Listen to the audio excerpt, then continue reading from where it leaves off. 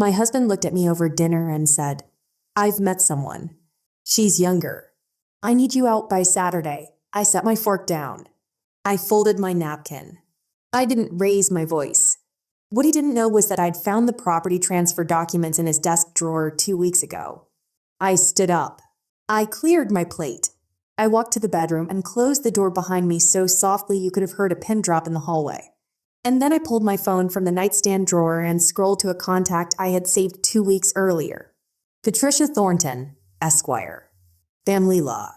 The call log already showed 3 conversations between us.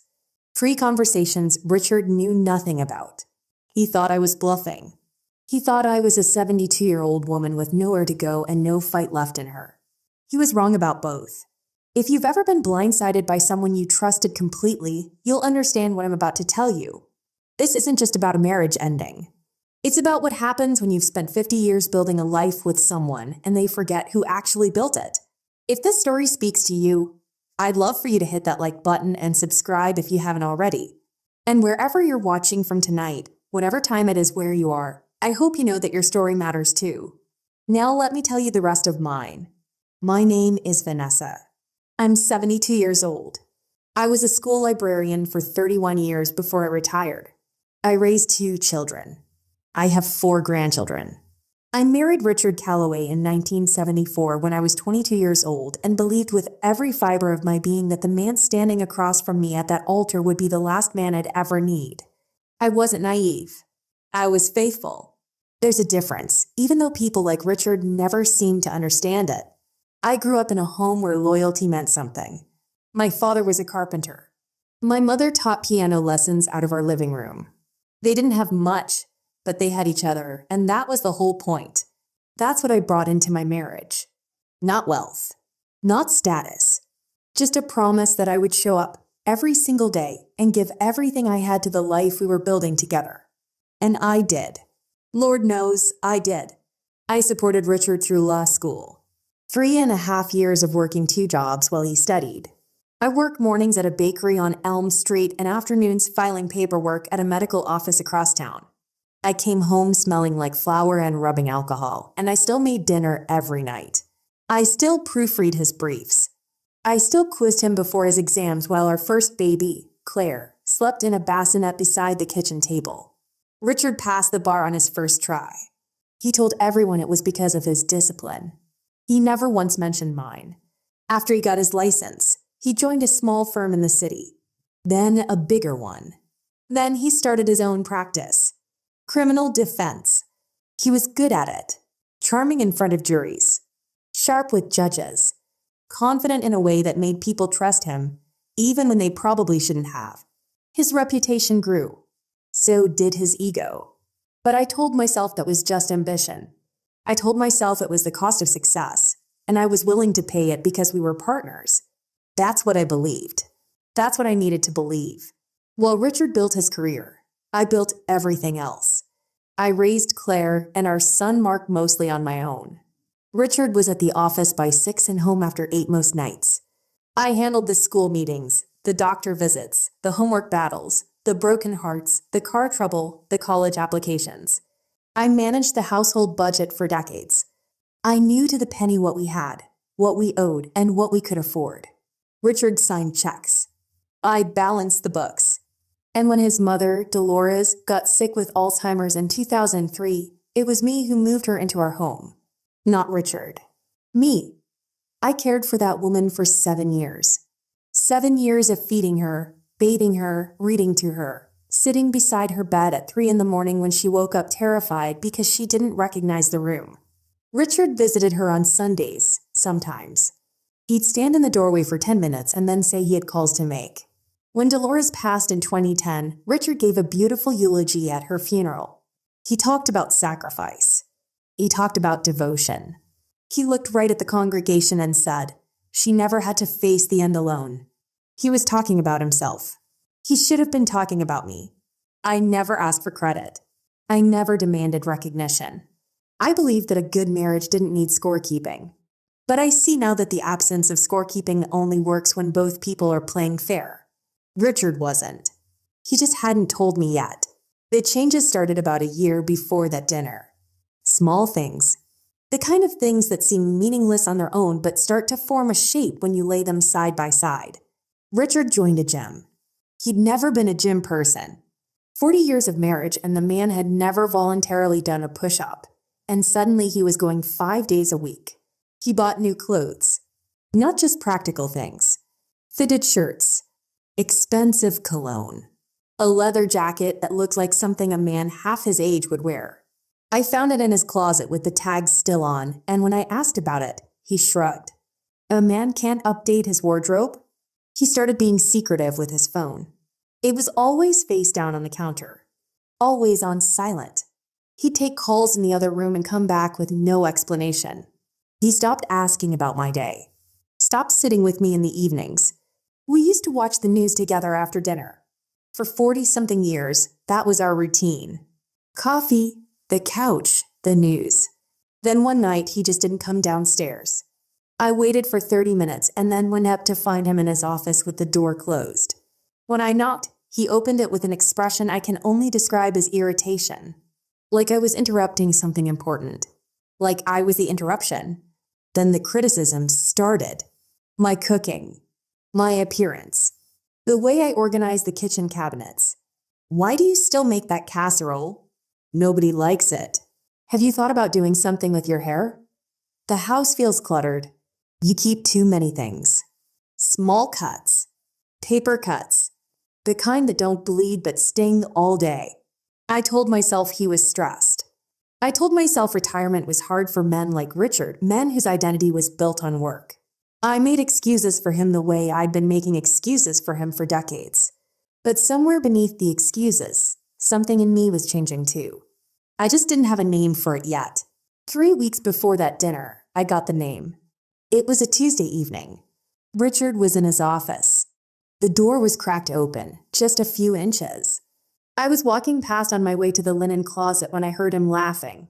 Not the polite, restrained laugh he used at dinner parties. A real laugh. A warm laugh. The kind of laugh I hadn't heard from him in years. Maybe longer. I stopped. I didn't mean to eavesdrop. I want to be clear about that. I stopped because the sound surprised me.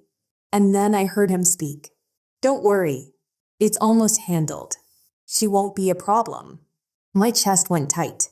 My hand froze on the linen closet door. I stood there for maybe 10 seconds, barely breathing, and then I walked away. Slowly. Quietly. The way you walk when you realize you've just heard something you were never meant to hear. That night at dinner, I asked him who he'd been talking to. He didn't even look up from his plate. Work stuff. You wouldn't understand. He said it with the kind of dismissiveness that used to make me go quiet. But this time, it didn't make me quiet.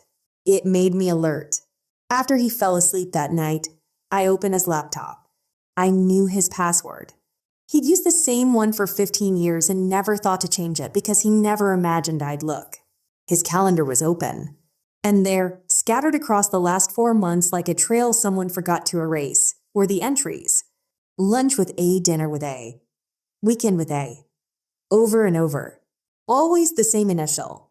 Always during times he told me he was with old college friends or former clients or running errands. I closed the laptop. I set it back exactly the way I'd found it. I went to bed. And for the first time in 50 years, I lay next to my husband and felt like I was lying next to a stranger. I didn't confront him. I want you to understand that. I didn't cry. I didn't throw things. I didn't call my daughter in the middle of the night. I lay there in the dark and I thought. Because whatever was happening, I knew that reacting without information was the worst thing I could do. Richard was a lawyer. He'd spent his entire career outmaneuvering people who acted on emotion. If I was going to protect myself, I needed to think like he did. Slowly. Strategically. With evidence. The next morning, while Richard was at the gym, I went into his office. The desk was locked, but I knew where he kept the key. Taped behind the second drawer of his filing cabinet, just like it had been for 20 years. I found what I was looking for in the bottom right drawer, beneath a stack of old tax returns. It was a manila folder labeled Property Transfer Documents. I opened it with hands that were steady but cold. Inside were papers referencing our home. legal documents prepared by a real estate attorney whose name I didn't recognize. Our address was listed. The property description matched. And my name was there, printed in a few sections, but several lines were highlighted in yellow with handwritten notes in the margins. I recognized Richard's handwriting. The notes said things like, needs spousal signature. Joint tenancy requires consent. Check original deed terms. I'm not a lawyer. I didn't understand every word on those pages, but I understood enough. Richard was trying to do something with our house, something that required my name, my consent, my signature, and he had never said a word to me about it. I put the folder back. I locked the drawer. I replaced the key, and I began to watch. Over the next 2 weeks, I paid attention to everything, not with paranoia, with patience. I noticed that Richard had been receiving mail in envelopes I'd never seen before, financial statements from institutions that weren't our bank. He collected the mail before I could see it, every day, without fail. He took calls in the garage now, leaning against his car with the door to the house closed. He started working from home more often, but his office door was always locked. Always. One evening, the house phone rang. I answered it. A woman's voice, young, uncertain. She asked for Richard. I told her he wasn't available. There was a pause. Then she said, "Tell him Anna called." The line went dead. I stood in the kitchen holding the receiver, and I felt something settle inside me. Not rage. Not grief. Clarity. Her name was Anna, and she had her home phone number. I started checking the trash. Carefully. Quietly. I found a receipt from a jewelry store for a bracelet I had never seen, never received, never been told about. $1,200. I found a dinner reservation confirmation for 2 at a restaurant downtown, a place Richard and I had never been to together. I found a handwritten note on a scrap of paper in his jacket pocket, folded twice. It said, "Can't wait for Saturday. Love, A." I collected these things. I photographed them. I put them in a folder of my own. And then I called Patricia Thornton. Patricia's office was quiet and clean. She had gray hair and reading glasses and a handshake that told you she'd been doing this for a long time. I liked her immediately. Not because she was warm, because she was serious. I brought the property transfer documents. I brought the receipts. I brought the photographs of the calendar entries and the note. She looked through everything without speaking. Then she set the papers down and looked at me over her glasses. "Vanessa," she said, "do you know how this house was purchased?" I told her. In 1983, my father passed away. He left me an inheritance. Not a fortune, but enough. Enough for a down payment on a home. I used that money to buy the house on Ridgewood Lane, the house Richard and I had lived in for over 40 years. Patricia nodded slowly. She pulled up county records on her computer. She turned the screen so I could see it, and then she told me something that changed everything. The house was in my name, not jointly, not shared, mine. It had been that way since 1983. My father, God rest him, had insisted. He'd gone to a lawyer before he died and made sure the inheritance was structured so that any property I purchased with it would remain solely in my name. It was his way of protecting me. Even from beyond the grave, my father was still looking out for his daughter. Richard had lived in that house for over 40 years. He'd hung his law degree in the study. He'd parked his car in the garage. He'd mowed the lawn on Saturday mornings. But he had never owned it, not 1 square foot of it. And based on the documents I'd found in his desk, he'd been trying to change that, trying to refinance, trying to transfer partial ownership into his name, trying to rearrange the paperwork before I even knew what was happening. But he couldn't. Not without my signature. Not without my consent. Not without me. Patricia wasn't finished. She dug deeper. She found that 8 months ago, Richard had opened a separate investment account at a brokerage firm across town. He had transferred $150,000 from our joint savings into that account. Quietly, without telling me, without my knowledge or authorization. That's called asset concealment, Patricia said. In a marriage, especially one of this length, that's taken very seriously by the courts. She also discovered that Richard had recently updated his will, without telling me. He had attempted to leave the house to our son, Mark, but he couldn't leave what he didn't own. The will was meaningless on that point. The house was mine. Patricia looked at me across her desk. You have every right to protect your assets, file for divorce on your terms, and ensure your husband leaves this marriage with what's fair and not a penny of what he's tried to take. What would you like to do? I didn't hesitate. I'd like to protect myself, I said, and I'd like to do it quietly. I went home that evening and I cooked dinner. I set the table the way I always did. I asked Richard about his day the way I always did. He gave me a one-word answer the way he always did. And I said nothing about the lawyer, nothing about the house, nothing about Anna or the jewelry receipt or the $150,000 he thought I didn't know about. I just sat across from him and ate my dinner and watched him chew his food with the confidence of a man who believed he was in complete control of the situation. He wasn't. He just didn't know it yet. Over the next 2 weeks, Richard grew bolder. He started making comments about the future as if I'd already agreed to leave. You might want to start looking at apartments near Claire, he said one morning over coffee. Something small, easy to manage. Another time he suggested I move in with our daughter temporarily, as if my displacement was just a logistical puzzle to be solved. He talked about needing space, about starting a new chapter, about how people change and grow apart and it's nobody's fault. I listened. I nodded. I said very little, and he took my silence as surrender. The worst of it came at a family dinner 3 weeks before the confrontation. A birthday party for our grandson, Tyler. Richard arrived late, and he brought someone with him. A woman. Blonde. Early 40s. She wore a silk blouse and smiled too much. Richard introduced her as a colleague. Anna works in consulting, he said, his hand resting briefly on her back. She's been helping me with some projects. I watched the room react. Mark didn't seem to notice. But Claire did. She looked at me across the table with an expression that broke something inside me. Not because it was angry, because it was afraid. She was afraid for me. My own daughter looked at me like I was someone who needed saving. After dinner, Claire pulled me into the hallway. Her eyes were wet. Mom, are you okay? Who is that woman? What is happening? I took her hand. I squeezed it. I looked her in the eyes and I said, I'm fine, sweetheart. Trust me. She didn't look convinced, but she didn't push. And I didn't explain. Because the truth was, I wasn't ready yet. I was still waiting. Still holding my cards against my chest. Still letting Richard believe exactly what he wanted to believe about me. That I was old. That I was passive. That I would fold. And then came the dinner. The one from the beginning.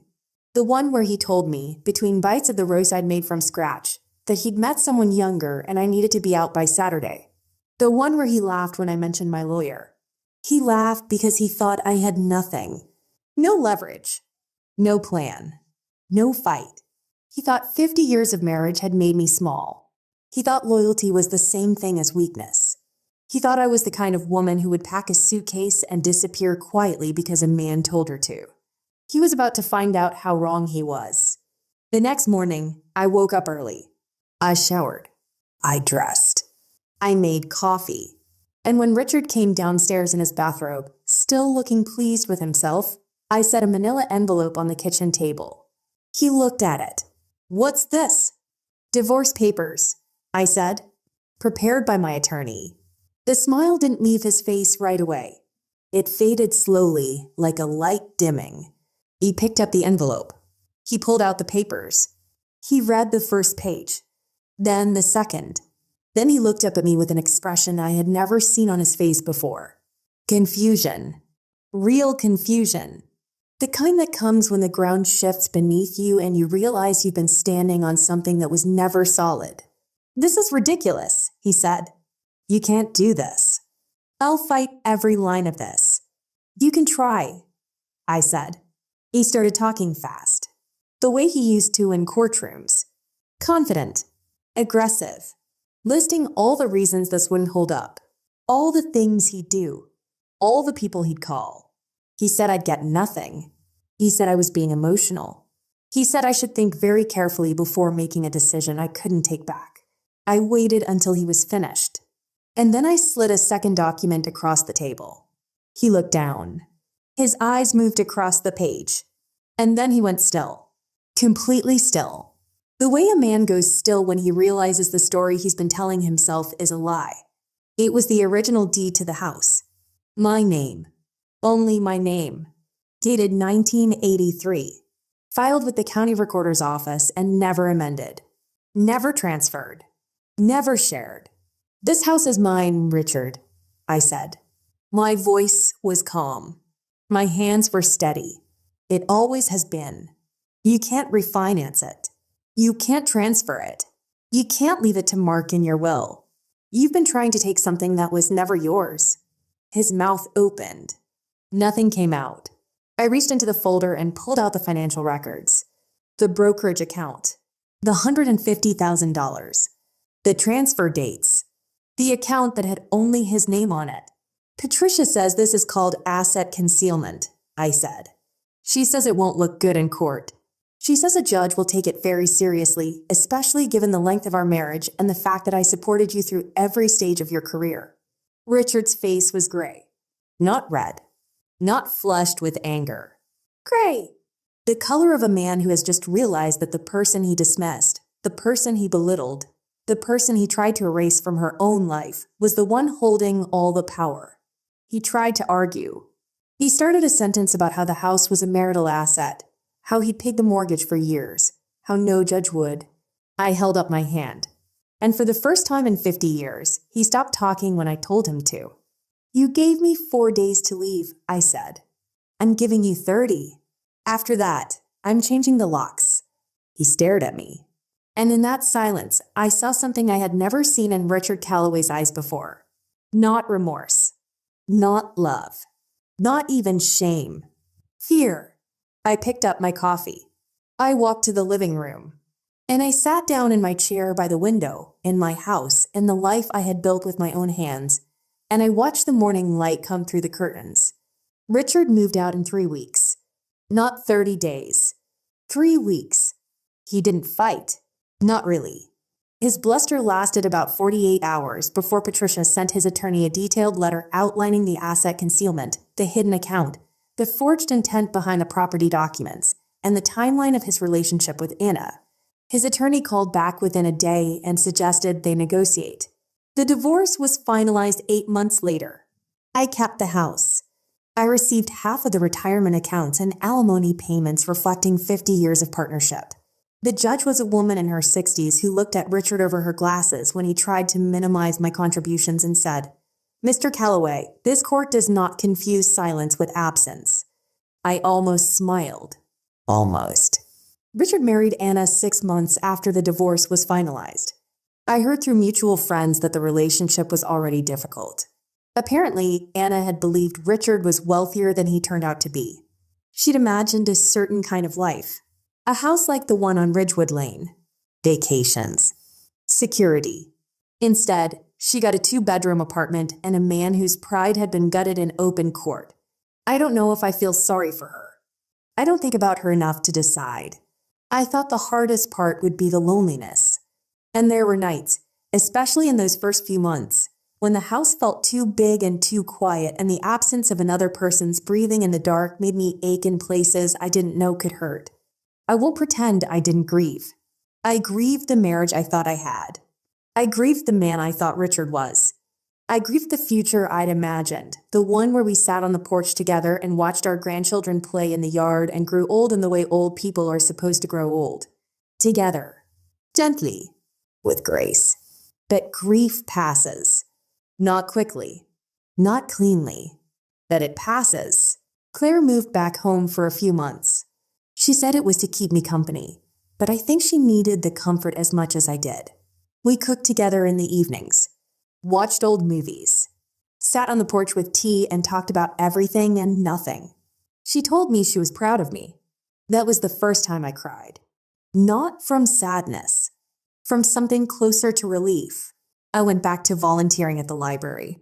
3 mornings a week, shelving books, helping children with reading programs, organizing the summer story hour. It felt good to be useful again, to be seen as someone who had something to give, not something to discard. I planted a new garden in the backyard. Tomatoes, basil, marigolds along the fence. I joined a book club with women from my church. I reconnected with friends I'd neglected during the years I spent making Richard's life comfortable. They welcomed me back without a single question. That's how you know who your real people are. They don't ask why you disappeared. They're just glad you came back. I'm not angry anymore. I want to be honest about that. Anger was useful for a while.